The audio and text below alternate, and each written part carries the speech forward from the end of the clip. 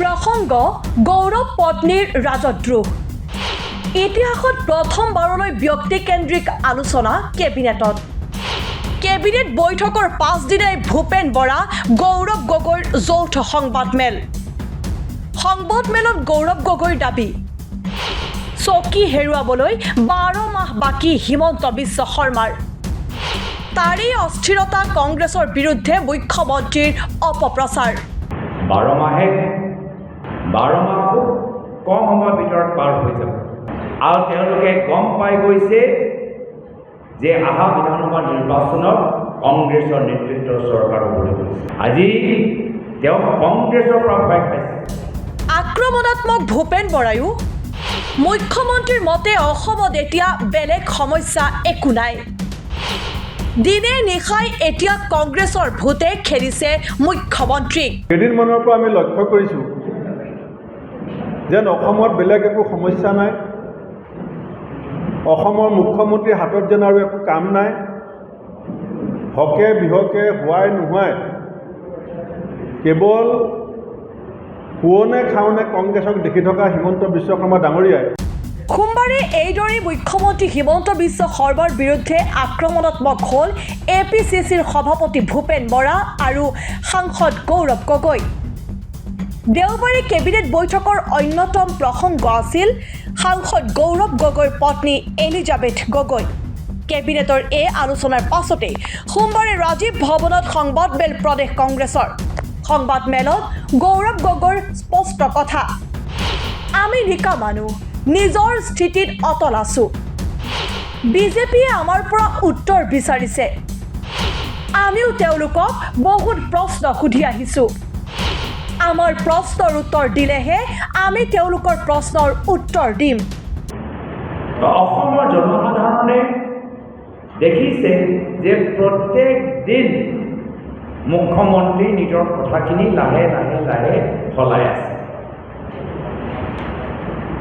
সেইটোৱে প্ৰমাণ যে আজি তেওঁ নিজৰ মনৰ ভিতৰত কিমান ডাঙৰ এটা শংকা সেইটোৱে প্ৰমাণ যে আজি তেওঁ নিজৰ মনৰ ভিতৰত কিমান অস্থিৰতা আমাৰ কথাখিনি স্পষ্ট কংগ্ৰেছ দলৰ কথাখিনি প্ৰথম দিনৰ পৰাই স্পষ্ট কি যদি কিবা তদন্ত কৰিব লাগে তদন্ত কৰক আমি নিজৰ যে আমি নিকা মানুহ সেই স্থিতি আগতেও আমাৰ অটল আছে আজিও আছে ইমান দিন তেওঁ এটাও ৰাইজৰ প্ৰশ্ন উত্তৰ নিদিলে 26 চনৰ প্ৰশ্নটো দিব লাগিবই সিমানেই নহয় মুখ্যমন্ত্ৰীক চৰম কটাক্ষৰে গৌৰৱ গগৈৰ বক্তব্য কিছুদিনৰ পৰা চেহেৰা সলনি হৈছে মুখ্যমন্ত্ৰীয়ে চকী হেৰুৱাবলৈ মাত্ৰ 12 মাহহে বাকী তাৰেই অস্থিৰতাৰ ফল এই অপপ্ৰচাৰ কালি কেবিনেট মিটিঙৰ পিছত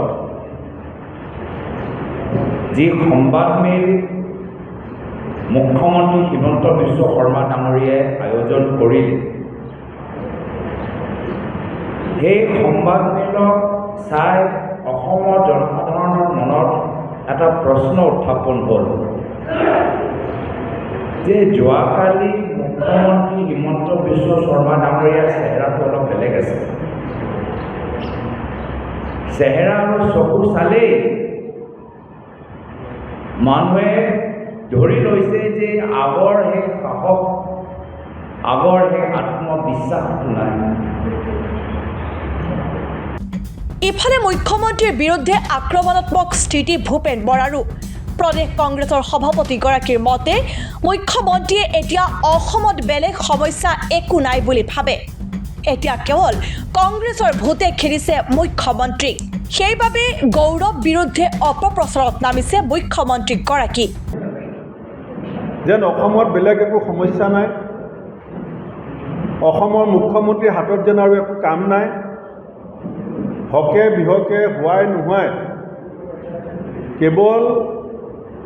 শুৱনে খাওনে কংগ্ৰেছক দেখি থকা হিমন্ত বিশ্ব শৰ্মা ডাঙৰীয়াই আজি কেইদিনমানৰ পৰা আমাৰ সাংসদ উপদলপতি গৌৰৱ গগৈ ডাঙৰীয়াক লক্ষ্য কৰি উদ্দেশ্য প্ৰণোদিতভাৱে ৰাজনৈতিক ষড়যন্ত্ৰৰ অংশ হিচাপে তেখেতৰ ভাৱমূৰ্তিক আক্ৰমণ কৰাৰ লক্ষ্য কৰি যিবিলাক অপপ্ৰচাৰত লিপ্ত হৈছে সেই কথা অসমৰ ৰাইজেও দেখিছে আৰু আমি চবেই বুজিছোঁ যে যি ধৰণে মুখ্যমন্ত্ৰীগৰাকীৰ জনপ্ৰিয়তা দিনক দিনে হ্ৰাস পাইছে আৰু বিজেপি চৰকাৰখনৰ যিটো সামগ্ৰিক ব্যৰ্থতা লোন লৈ চৰকাৰ ভাগৰি পৰিছে দৰমহা দিবলৈ লোন ল'বলগীয়া হৈছে আৰু ভিজন ডকুমেণ্টছৰ যিবিলাক প্ৰতিশ্ৰুতি আছিলে আজি অসমৰ ৰাইজৰ মুখে মুখে সেইবিলাক আলোচনা হৈ আছে 6 জনগোষ্ঠীয়ে পুনৰ আন্দোলন কৰিবৰ কাৰণে ইতিমধ্যে যোজা চলাইছে চাহ শ্ৰমিক এলেকাত বিজেপি নেতাবিলাক লাহে লাহে সোমাব নোৱাৰা অৱস্থা এটা হৈছে ব্ৰহ্মপুত্ৰ খান্দিম বুলি কৈ দুইপাৰে এক্সপ্ৰেছ হাইৱে বনাম বুলি কৈ চাহ শ্ৰমিকৰ মজুৰি বৃদ্ধি কৰিম বুলি কৈ 200 ইউনিট বিজুলী বাতি ফ্ৰী কৰি দিম বুলি কৈ এতিয়া স্মাৰ্ট মিটাৰৰ নামত যিবিলাক লুণ্ঠন চলি আছে এই কথাবিলাকে বিজেপিৰ কেন্দ্ৰীয় নেতৃত্বও হিমন্ত বিশ্ব শৰ্মাৰ নেতৃত্বত যে 2026ত বিজেপি পতন ঘটিব সেইটো গম পোৱাৰ পিছত